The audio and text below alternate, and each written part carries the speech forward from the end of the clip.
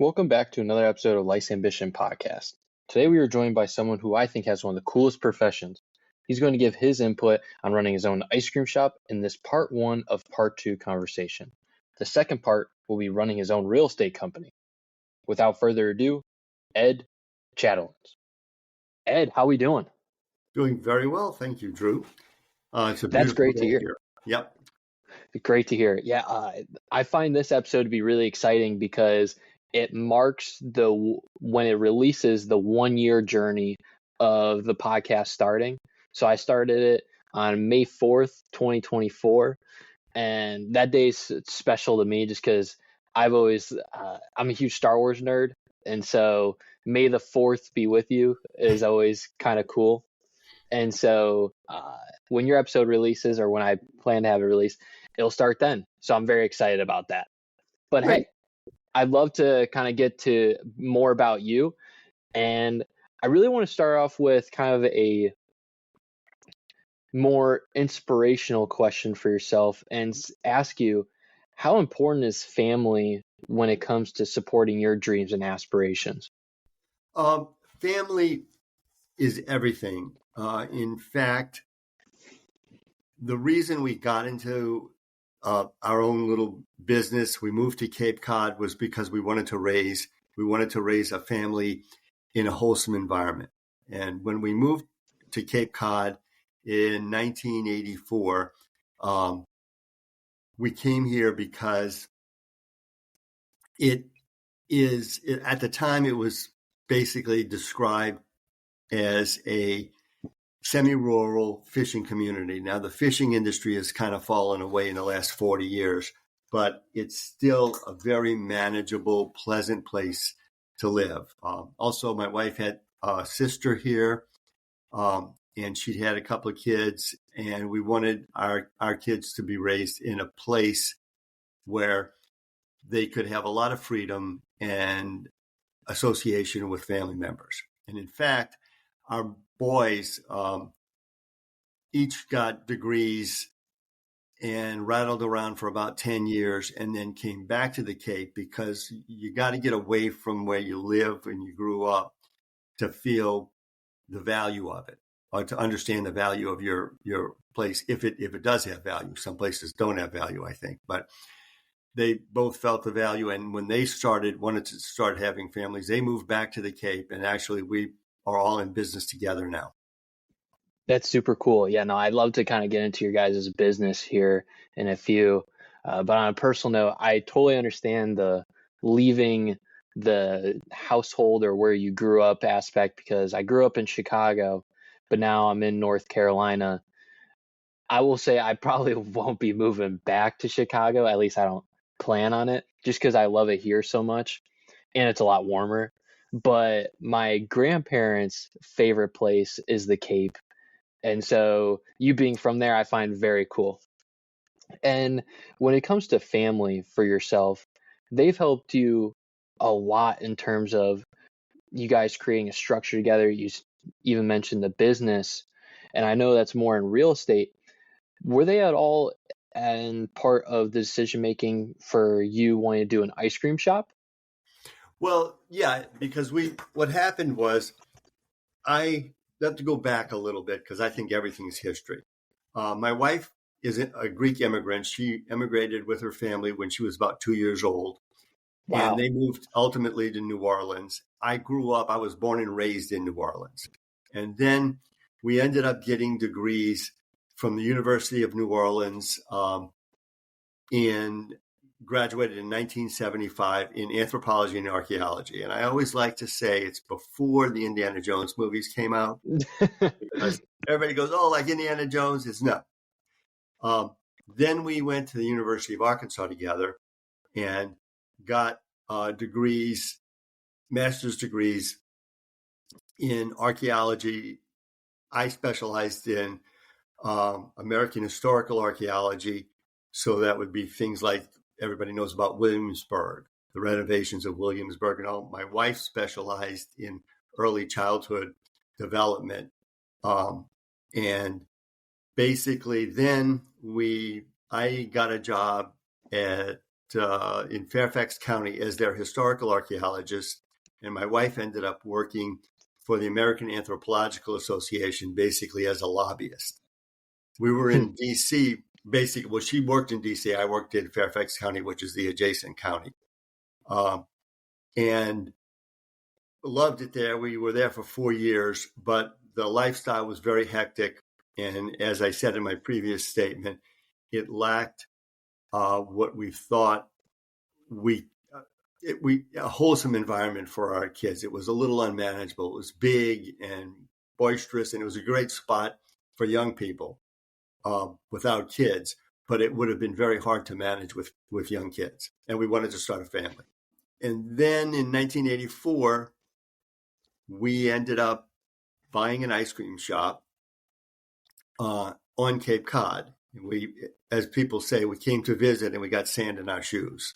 And we're still Washishers, even though we've been here for 40 years. That's what people call us, because we weren't born and raised here. And the ice cream shop was a really wholesome little business, I thought anyway, because I managed an ice cream shop when I was in high school and college. My wife grew up in the restaurant business. And this particular shop was an ice cream shop in the evening, and in the morning it was a light bakery. We made muffins and some other stuff. Breakfast muffins are a big deal in New England, and we bought it and immediately figured out that we worked real hard in the morning. We'd open up at 7:30 until about 9:30. We were crazy busy, and then we didn't do anything until the afternoon when people came in off the beach. Is this just because of people going to work in the morning? That's why it'd be just so busy? We're a resort community, so we were open basically from April through Halloween, and it was busy because people were coming in. A lot of people were coming in for breakfast in April and May.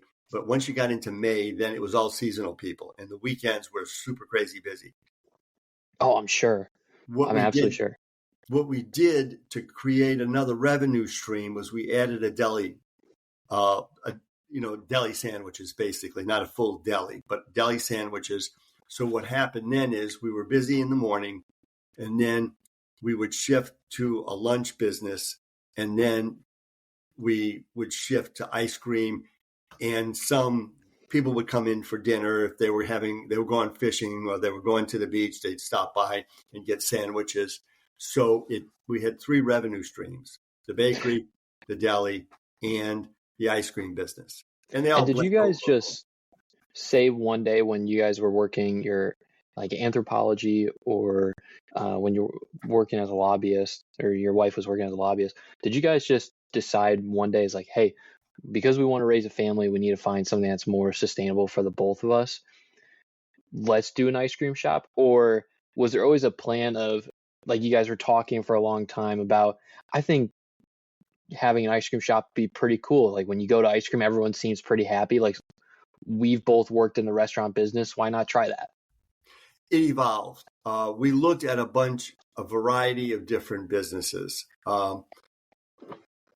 Okay, so you guys were looking at many different things. Oh, yeah. We looked at a variety of businesses. We looked at a bunch of them in the D.C. area, in the Fairfax County, Virginia area. That was a growing community at the time. And it simply evolved. And we had a general enough background that we felt that food service was good. And food service is a good business to be in. And that was kind of our background. But we did look at a bunch of stuff. Gotcha. Why is food service a good area to be in? Well, at the time, it was not terribly expensive to get into as a startup. Okay. And in addition to that, it was something we were both interested in, had some background in, and everyone has to eat.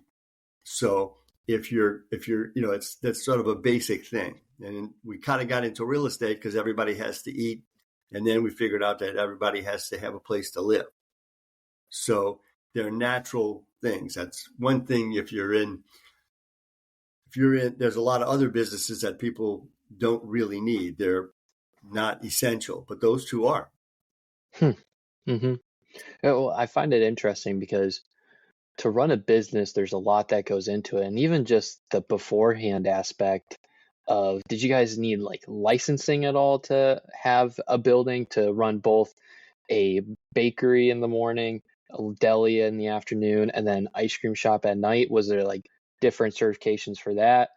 Or like were you guys saving up while working enough to be like, all right, once we get to X goal, then we're gonna leave to go do this? Yes. The answer is yes. What we did was we saved up, we lived frugally, and managed our money effectively. And once we had enough money, we started looking aggressively for a business. And we looked at, like I said before, we looked at a variety of businesses and fell to food service because we did have a background in it and an understanding of the business aspects. We did not have any formal training. Now, 40 years ago, there was no real formal training in anything. You had to have licenses from the health department and stuff like that, but they were minimal. Even now, if you volunteer at a church function, you have to have a certification, a food service certification. When we started, you didn't have to do that. Yeah, they'd That inspect your makes things so building. much easier. It makes Well, things it so much did. easier for yourself. It was easier, but there were a variety of things. We had to have sign permits. We had to have the health department come in and inspect what you were doing. And there were rules and regulations. There was stuff you couldn't do. You couldn't keep eggs on the counter all day and stuff like that. But it's kind of self-evident stuff.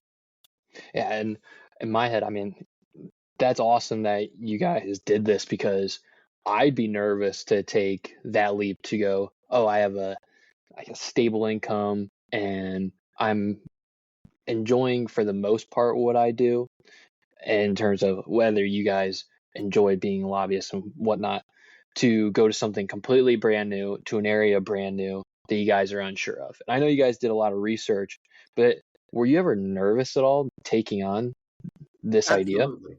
Absolutely. But fear is sort of a motivating factor in a lot of, our anxiety is a motivating factor in a lot of decisions that we all make.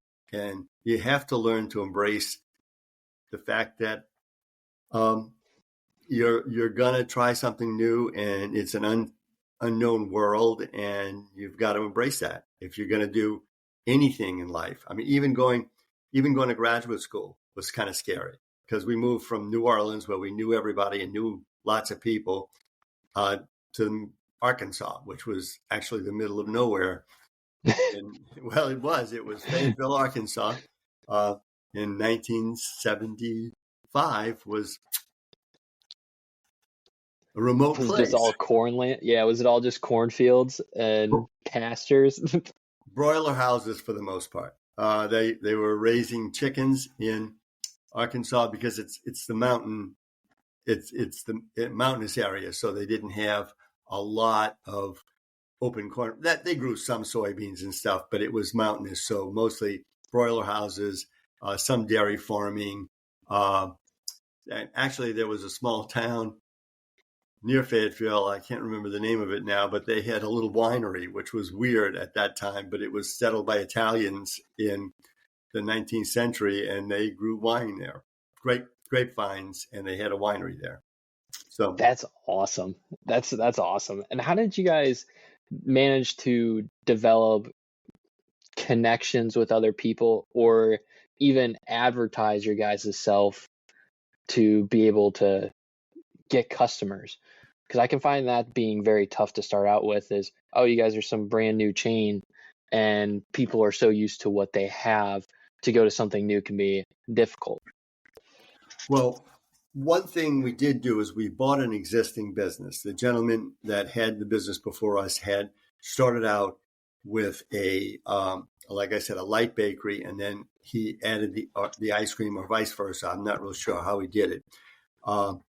And he had bought a building on Route 28, which is the major thoroughfare on Cape Cod. So the location was perfect. And then, the first couple of years at any business, you always say the first year it sleeps, the next year it creeps, and the third year it leaps. And what we did the first year, it was really hard because we were new to the area, and the only good thing we had was he had some reputation. It was a good reputation, and we had a really ideal location because we were right on the main drag, right in a little town called Dennisport. Okay, we live in Dennis, and one of the villages is called Dennisport, and it was a thriving little community at the time. Once you get into the community, you have to brand yourself, and you do that in a variety of different ways. We tried to innovate in that we brought some ideas that we were new. We brought some stuff from New Orleans, some menu items from New Orleans, which was kind of neat. But we also brought some concepts and ideas that were from the Washington, D.C. area that were innovative here then, not so much anymore. There were almost no franchises here because the demographics didn't support a franchise. So there were very few Burger Kings, McDonald's, very, very not much of that. Most everything was a mom and pop or an individual operation. Really? Once you get into that, you've got to integrate yourself into the community. And it's important to give back anyway. But, we got involved in the Chamber of Commerce. We volunteered for a bunch of different things. We still do that. My wife was actually on the school board. It's a school committee here, but it would be a school board in a larger community for the town. We did, I was on a library building committee and a park development committee, just lots of stuff. You've got to make yourself obvious. One of our sons is involved in Rotary. The other one is a selectman in the adjacent town. We live in Dennis, and again, it's about 15,000 people. He lives in Brewster, and he's a selectman, which is kind of like an alderman. Okay, it's a New England thing. And his town's probably about 10,000 people. But it keeps you out there. You're visible. People see you, and they also see you as part of the community and as making a contribution in addition to your business ventures. That's a really interesting take because I had Mark Kaufman on the show, and he's the original owner of Athletico Physical Therapy. And he talked about kind of what you're saying in terms of the first year, things are a little bit slow. Then the second year you creep, and then year three things kind of explode. And in the first year is just kind of going around, just letting people know his name is out there. And then he got into different athletic events some time after. And then things kind of kept trickling where he was getting referrals from other people.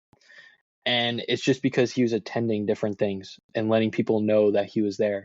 So when you bring up that point, it makes a lot of sense that people will understand if you're giving out a certain item or good or service, then they expect you to also do the same thing for the community. So then it's a two-way street is for what I'm getting at.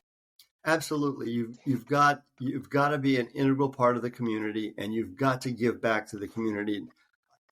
Some of it you do because it directly affects your business, but a lot of it is just a function of what you have to do, and you do it. Sometimes some of the stuff doesn't have any direct impact on your business at all. It's just like building a library doesn't have a whole lot to do with real estate, but you got to build a library because you want your community to be a viable, nice place for people to come to. And if building a library makes it happen, that's great. Maybe you get a little spin-off because people see your name, but that's often a secondary appeal to doing something like that. Yeah, and for what my grandparents have told me is that the Cape is very much, there's a lot of people that go visit, but it's all like hometown restaurants, any amenities or merchandise stores, stuff like that is, there's no chain things. And so I'm sure for you guys, because it is that kind of way, being part of the community is extremely important. Absolutely. I think we have about 200, I'd have to look it up, but I think we have about 230,000 people that are year-round residents on Cape Cod. In the Yeah. summertime, at any given day, we can have 500,000 people on the Cape Oh, because you guys double. we Holy double cow. our population. Our little town is very seasonal. We go from 15,000 people to around 40 to 45,000 because we have a lot of seasonal seasonal ownership in cottages and condominiums and stuff. So people, they don't come here till June, July, and August, and they open their cottages in the spring and close them after Labor Day. Did you guys plan your guys' location out when you were choosing the ice cream store? Of, hey, there's a lot of traffic in this area, or, oh, we're next to I know you built a library, but let's just say there was another library there. There's going to be a lot of people that are going to visit it, so they'll walk by us at this time. Absolutely. When we bought our ice cream shop, that was one of the criteria we wanted. We wanted a place that had a lot of foot and road traffic. And at the time, Dennisport was a big mid-Cape thriving community. It's changed a little bit because since we bought our shop, the interstate interchanges have become critical.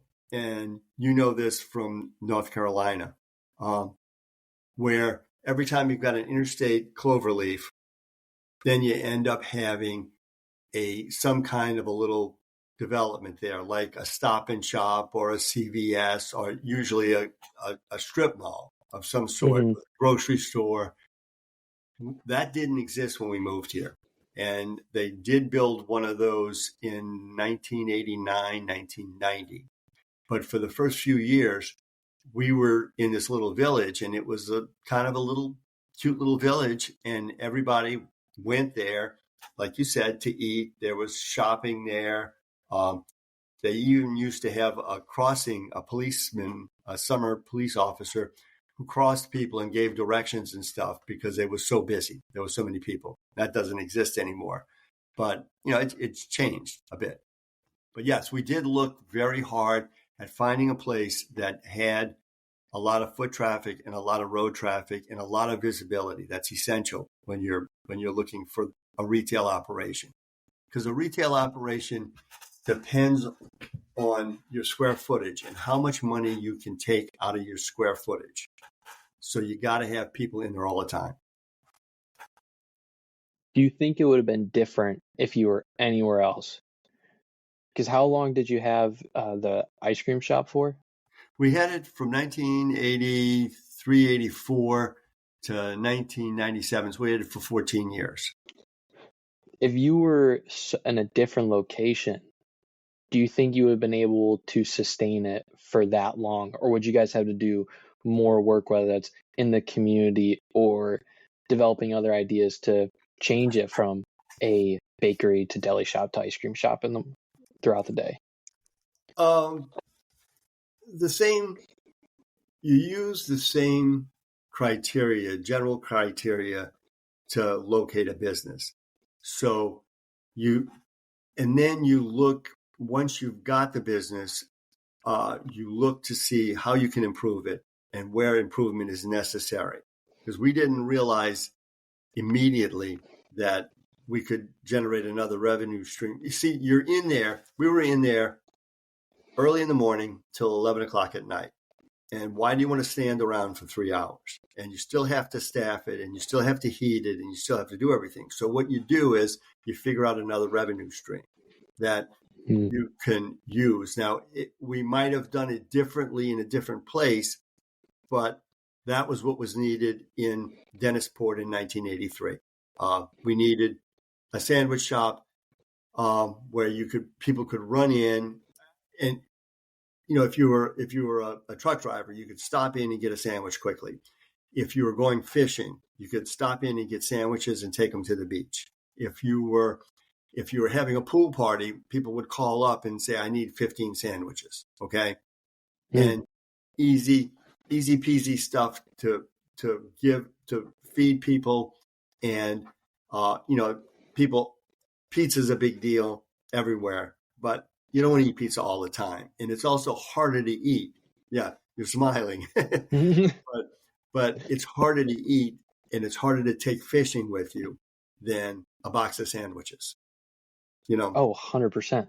So that was our market niche. Okay. Oh, okay. And I think that's really cool how you guys thought about the process. And was it easy to, I guess, convert from one point of the day to another? Like, were any of the, I guess, preparing machines the same, if that makes sense? Whether you could go from like what creates the bread for the bakery to the same thing that you use for the deli. And then even some of those storage areas could be also used for the ice cream. A lot of it overlapped. That was the other reason that we chose to add the delicatessen. And again, we were a light bakery, so we did mostly muffins, and we did apple turnovers and fruit squares, some very specific things to New England. And our deli we didn't cook. We didn't cook at the deli. We just made cold sandwiches for the most part. And we always had clam chowder and stuff like that. But we didn't actually cook, so we didn't do hamburgers. Sometimes we do, I think, hot dogs as a special, but that was not our forte. Our forte was basically ham and Swiss on rye, liverwurst, and we had a sandwich from New Orleans, a muffaletta, which was an Italian sub that everybody loved.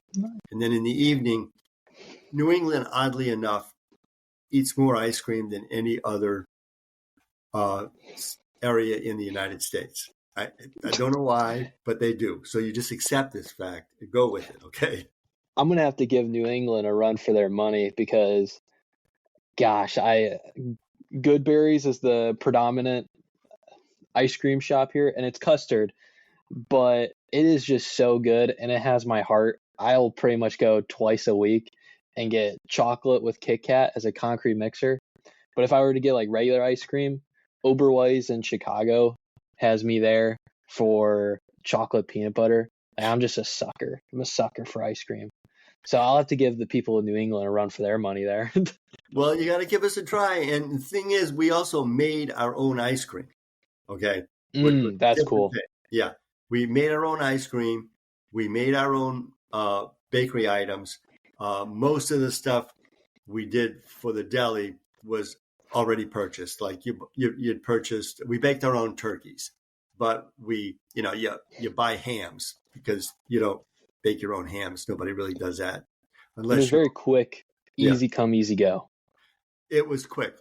That was the thing that we needed to do. And also we felt like we needed it to be consistent. You don't want to be cooking in an ice cream shop too much because then you get these overlapping aromas and they compete with each other, and it's not, that's why we didn't really cook. We didn't make pizzas. We could have made pizzas, I guess. We could have cooked more, but we didn't want to do hamburgers because then you got a bakery and you're making hamburgers. It just doesn't jive. But those are small, little intricate things that you guys have thought so much about to make it sustainable or make the business sustainable. And I just got to ask, what was your favorite part in the day? Was it the bakery aspect? Was it the deli aspect? Or was it the ice cream aspect? Because I know you guys are more known, or if you made your own ice cream, I'd like to think it was probably more ice cream, but maybe not. And then also, what is your favorite flavor? Well, actually, I like every aspect of the business. I made the ice cream. I really like that. I did the baking also. My wife has a better hand at just at cooking than I did. So she would, she developed the recipes for ham salad and chicken salad and seafood salad and tuna fish and stuff like that. Nice. I I could do it all, but she's the one that gets credit for doing the recipes.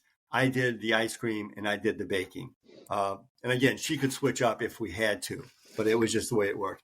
I like the ice cream business because it's a happy business. People enjoy coming to ice cream stores. They're not. It's just a happy time, and we tried to create an environment for the people that worked for us. They were mostly young kids. That made a happy environment for them to work in, so that they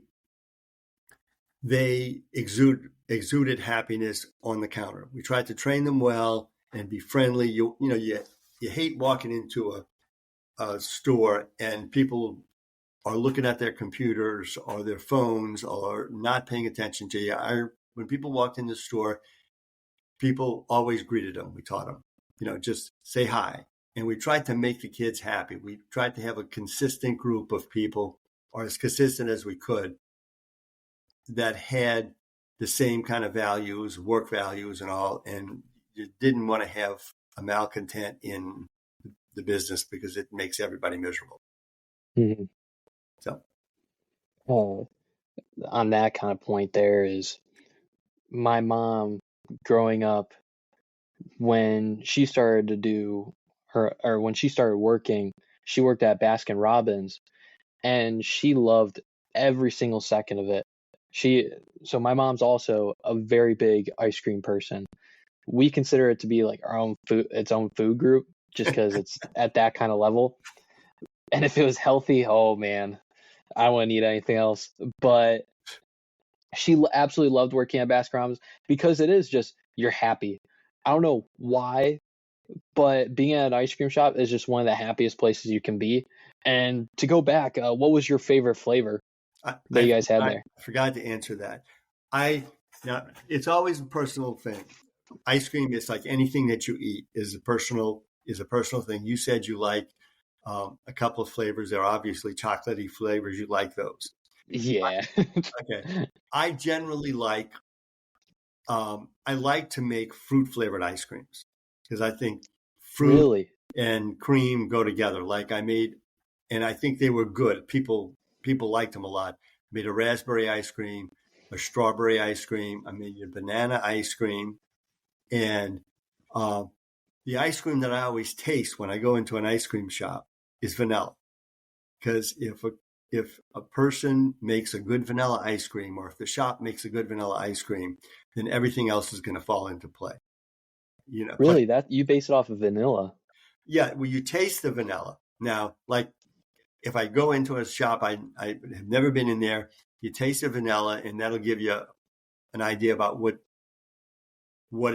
everything else is going to taste like. Now, my favorite now is probably strawberry. I used to like to make sherbets. Again, it was in a hot summer day. There's nothing in the world better than orange sherbet. Or we made a key lime sherbet.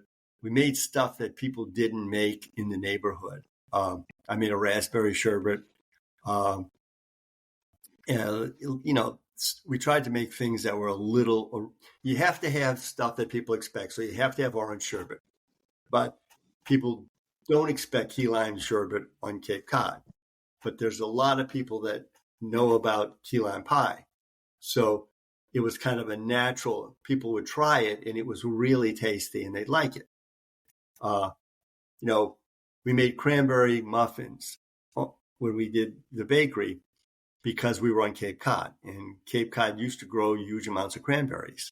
Again, we're being beat out now a little bit, but that was the Cape Cod signature fruit was cranberry. So you have to put cranberries in everything.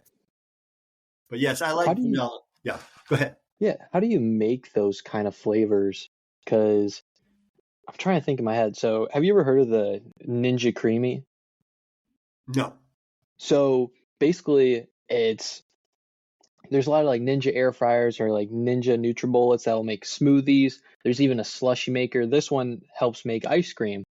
And so what you do is it has a pamphlet, and it gives you the ingredients of what you need for vanilla or chocolate or just pretty much any other base like mint chocolate chip, raspberry, anything like that. And it would say sugar. You would use like sugar, cocoa powder, cream cheese, and whole milk, and then heavy whipping cream. And I'm like, oh, that's like pretty simple enough. But every ice cream place has their own, I guess, characteristics that make them a little bit different or a little bit different taste.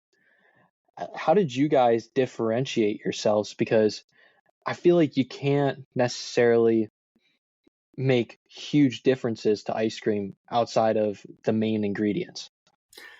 You're right. The main ingredients are essentially the same, but there's a couple of things that you can tweak very easily, and it also matters. The butterfat content in your mix is essential. So in Massachusetts, now I haven't been in the ice cream business since 1997, but I don't think this has changed.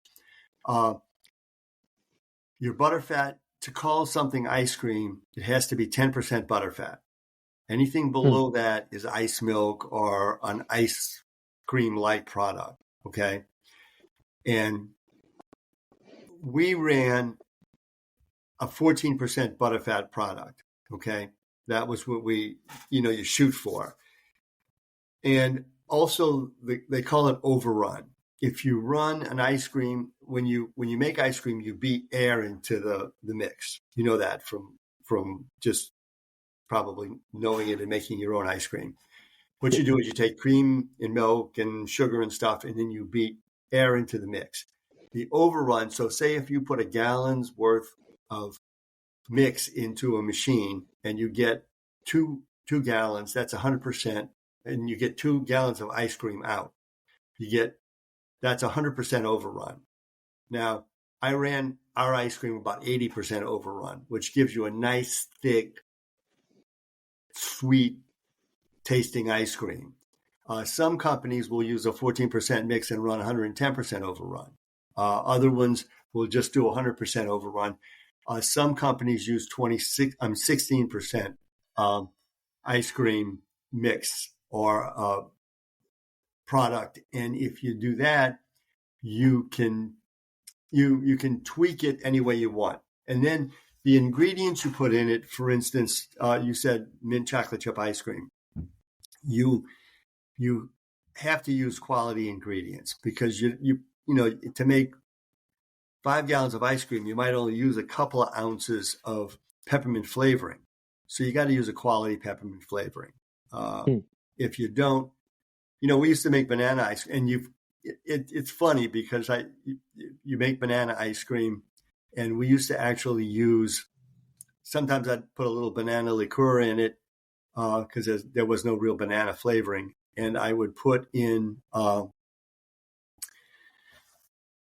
mashed bananas. So you take a whole bunch of bananas and mash them and put sugar in them and stir them and let them set on the counter, and then you pour that into the ice cream mix. And I tried to go all organic once and didn't put food coloring in, and people refused to believe that it was banana ice cream. Now think about it. What part of the banana is yellow? The part you throw away. It's the peeling. You don't. The banana's white, but people would say, "I want." They liked my banana ice cream because I made banana ice cream and I thought it was pretty good. And I always put yellow food coloring in it. So once I decided, well, we'll just go all organic. No. Peppermint ice cream, mint chocolate chip ice cream, peppermint, and I would make a peppermint swirl ice cream. It's the same ingredient, but if you put red food coloring in it and little peppermint chips, then it's peppermint ice cream. If you put chocolate chips in it, it's mint chocolate chip ice cream. Same ingredient. It's the same mint flavoring. But really? It's the same flavoring? Yeah. Mint, it's peppermint flavoring. It's mint flavoring. And if you put chocolate chips and make it green, people think it tastes way different than if you put a little bit of red food coloring in it and little pieces of chipped peppermint, but it's the same. The ice cream is the same. Do you think it's kind of like a placebo effect, where they're looking at it and they'll say, okay, this one's different than this one. So when they taste it, their head's registering it as something just completely different. Absolutely. Eye appeal is a big thing in food. That's why when you go into an ice cream shop, most ice cream shops have the ice cream displayed in cases, in dipping cases, because you want to be able to see it. I don't like to go to an ice cream shop where they have a list of ice cream and somebody goes in the back and brings it out. I like to see my ice cream. Bakeries are very much the same way. Eye appeal is a big, big deal. If you walk in and they have eclairs, you look at them and go, wow, those look really great. Okay. You might go in and want to buy an elephant ear, but you go, the eclairs look better. And so it's called eye appeal, and it's a big thing in any kind of food service. Because when I look at, let's just say going into a Dunkin' Donuts, I immediately look at the back to see what kind of flavor I want. And with them being more out, like versus it just being on a billboard of, oh, there's a chocolate donut, vanilla donut, all that kind of stuff. You get to see them. Is that kind of what you're talking about in terms of eye appeal? It's things that will kind of attract. Absolutely. That's exactly what I'm saying. And How do those you businesses are level very, it better yeah. than others? I'm sorry?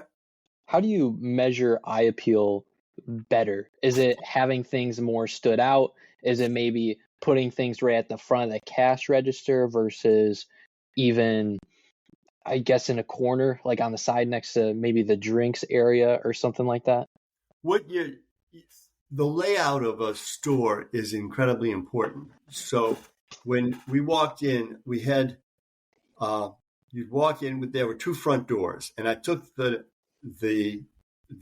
doorknob off the one on the left, the outside doorknob off the one on the left, so people couldn't come in that way, because what would happen is there was no natural flow. So everybody came in on the right, and then you walked in, and the deli was there, and we had meats and deli items, fruit salad and stuff like that, displayed in a deli case. Then came the bakery case, and then there was a cash register. And then if you kept walking, there were the ice cream cases. So everybody basically had to walk by everything to get out of the store. Because a lot of people would say, oh, I thought this was just a bakery, after the second year. And you say, oh, no, we make sandwiches too. Or, I thought you were just an ice cream store. Well, we used to be, but now we make sandwiches. But if you walk by that and everything is attractively displayed, it can't look funny. Okay. You always try to have a bunch of muffins or a bunch of bagels or whatever you're selling in the case, because you don't want to just have one, because nobody's going to buy the last blueberry muffin. It just won't happen. There must be something wrong with it. Okay. I was in Disney not too long ago and just finished coming out of the Tower of Terror, which is, it's not as scary as it sounds. It's kind of like it's a Twilight Zone ride, but it has the drop to it. And right outside it is a like little cart for fresh baked goods. And so we're walking by, and there's this like last chocolate, almost kind of like fried dough roll, and no one's really taking it because no one wants to be the last one, kind of like what you just said there. Yeah. So when you mentioned that, to have multiple out, it makes perfect sense. And is there also anything with even colors, like McDonald's? I think of the red, orange, and white. And isn't there something where those three colors, or there's another three colors that are most appealing to people's eyes as well? You got to make the food appealing. For instance, like I said, we would make the ice cream colorful. Saying with like your build, like the building theme, was there anything to that to making it pop out more? We had an awning the first couple of years. We put an awning up. We also had umbrellas and picnic tables out in the yard. which was really appealing because people would see people sitting out on picnic tables under umbrellas. I think we got our umbrellas from Coca-Cola because they get worn out after a year. They blow around and get beat up, and Coca-Cola would give them to you. It's like Cinzano umbrellas in Italy. But we also had an awning in the front, provided a little bit of shade, and I think it was, I don't remember the colors. It was blue, red, and yellow. But again, it tried to just make it look happy. You wanted a happy look. You didn't want to make it brown. Okay. Black and white and yeah. It just that's what you did. And revenue streams are important in any business because it even conveys to real estate. Okay. In our real estate office, we have several revenue streams that we run. So it covers it tries to average out your year because we were busy. We were very busy in the summertime, and then we actually closed in October, and then on Halloween and opened again in April. But that meant it takes 2 weeks to get out of a restaurant to close it up, and then it would take me a month to get back in because I always tried to do something. We always tried to either paint the building or introduce some new recipes or buy a new machine and install it. And that takes a month. By the time you get the machine, you get the guy, the rewire, Yeah. What did you guys do when the shop was closed? What we did was we actually bought a house, and I worked on renovating the little house, and that kind of thing. We were fortunate enough that it was lucrative enough for us that we didn't have to do anything else. We didn't have to do different kinds of jobs until we got into real estate in the 90s. But yeah, just worked on the house. We still own it. We still rent it. Once we moved out of that house into another house, we kept it and rented it. But I'm handy and I enjoy doing that kind of stuff. So that's what we did. Yeah, and I'm very excited to learn more about how you got into the real estate world, because when you talked about the renovating piece, that's kind of what brought my mind to is, I can kind of see where this transition is coming from. And I just did want to ask one last question on the ice cream part. Would you ever go back to it at all? I don't think so. Not for any negative reasons or anything, but simply because that was a past time and I don't think I'd want to do it again. Okay. Gotcha. I just think, you grow out of things, and I wouldn't do that. I would move forward, maybe do something else, but I don't believe I would do ice cream again. Gotcha. I mean, 14 years for an ice cream shop is insanely well. So congratulations to you and your wife for having that all done and figured out together, because now you guys have this real estate business and I'd really love to know more about it. Ed is a pretty awesome guy, and I'd love for you guys to find out more about him in the part 2 series when he talks more about his real estate company. Now to the outro. Hey everyone, thanks for tuning in today's episode. I'm fortunate enough to share these amazing people with you. If you'd like to support the show, you can follow our Patreon, which can be found going through our website link listed below, or place a 5-star rating depending on what platform you are listening to. Thanks again, and catch you in the next episode.